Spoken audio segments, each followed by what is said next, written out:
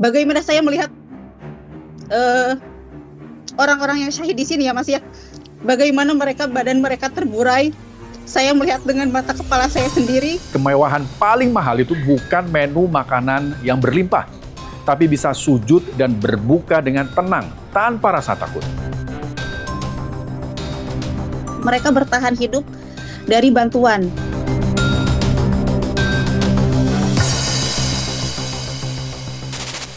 Apa yang terlintas pertama kalau dengar kata Ramadan? Jawabannya macam-macam. Ada yang bilang puasa, ada yang bilang takjil, buka puasa, atau bahkan THR. Nah, sekarang yang lagi rame, war takjil. War takjil ini udah lintas agama. Jadi seru aja, berburu makanan untuk buka puasa. Ngabuburit bareng, bukber sama teman-teman lama. Ini acara template di bulan Ramadan, tapi seru banget. Tapi dengar baik-baik, suara azan di tempat ini. Allahu Akbar, Allahu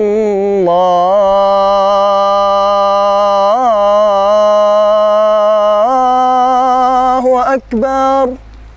Di Gaza, nggak ada war takjil. 2 tahun di sana, yang ada warnya. Meski sekarang ada gencatan senjata, buat warga Gaza, berbuka puasa tanpa rasa takut, itu kemewahan yang nggak bisa dibeli pakai uang. Kita intip gimana Ramadan di Gaza. Check now.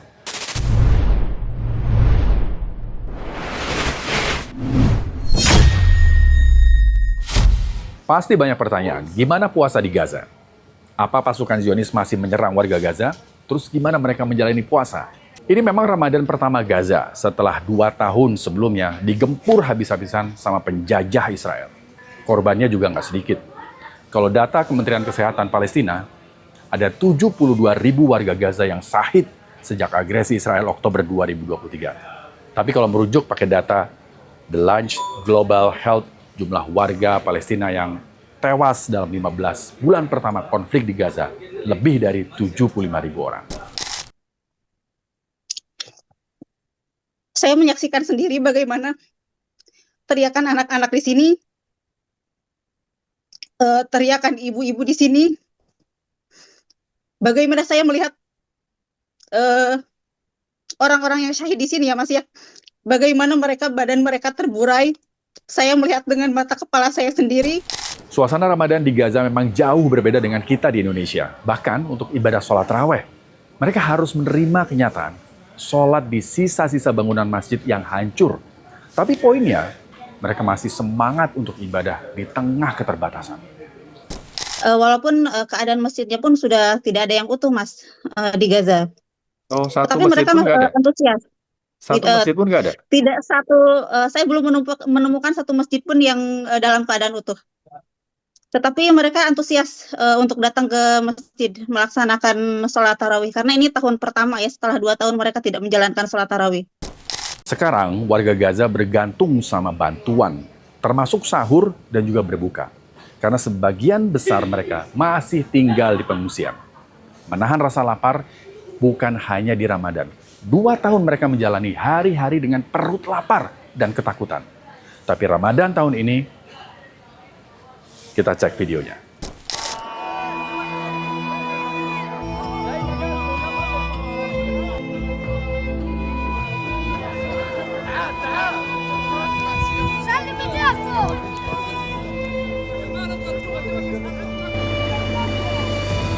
Berbuka di tengah reruntuhan Gaza. Ada wajah-wajah bahagia di sana.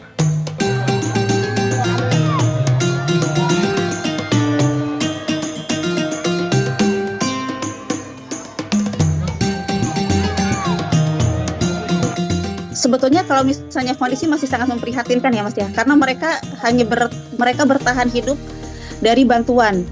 Hanya dari bantuan. Iya, hanya dari bantuan.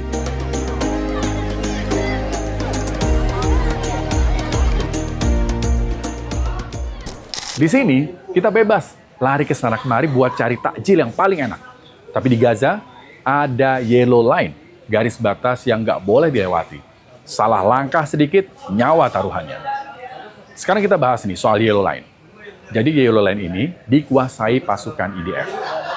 Garis ini membatasi wilayah-wilayah mana saja yang boleh dan tidak boleh diakses sama warga Gaza.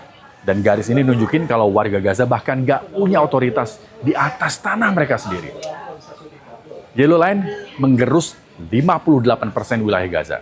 Tanah yang dulunya rumah, sekarang jadi zona yang dikuasai penuh oleh Israel. Jadi memang kebetulan tempat tinggal saya ini tidak jauh dari Yellow Line, Mas.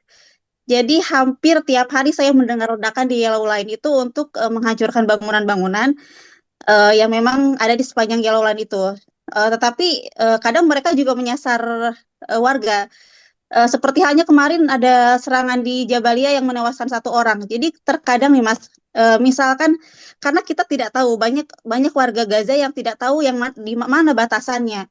Jadi terkadang ada anak kecil yang sedang mencari kayu bakar ataupun mencari rongsokan. Mereka hanya mendekat ke Yellow Line, mereka tidak akan segan untuk menembak anak itu. Jadi bersyukurlah, kita di sini masih bebas bubar di mana aja. Di Gaza, mereka terjepit di sisa tanah yang makin sempit, termasuk rumah sakit Indonesia yang ada di dalamnya. Untuk kondisi rumah sakit Indonesia itu memang saat ini menjadi satu-satunya bangunan yang masih utuh ya Mas ya, di Gaza Utara itu. Tetapi memang belum bisa kita jangkau ke sana, belum bisa kita aktifkan kembali karena memang rumah sakit Indonesia itu berada di paling utara, dan utara itu bisa dikatakan memang paling bahaya ya Mas ya. Dan rumah sakit Indonesia masuk ke dalam Yellow Line. Bicara soal ketabahan di tenda pengungsian, di negara kita, saudara-saudara di Aceh Tamiang juga sedang berjuang. Bencana Aceh dan Sumatera saat ini belum sepenuhnya pulih. Di Aceh Tamiang, masih banyak korban banjir yang menjalani puasa di tenda-tenda pengungsian. Bahkan mungkin mereka akan berlebaran di pengungsian. Proses sementara ini masih terus digarap sehingga masih ada beberapa masyarakat yang belum mendapatkan hunian sementara, sehingga masyarakat yang belum mendapatkan masih terpaksa bertahan di tenda-tenda pengungsian. Kalau kita mengutip dari awal kejadian, kurang lebih ada sekitar 200.000 jiwa yang mengungsi, dan saat ini yang masih bertahan di tenda pengungsian ada sekitar 12.000 jiwa. 12.000 jiwa di tenda pengungsian itu bukan sekedar angka statistik.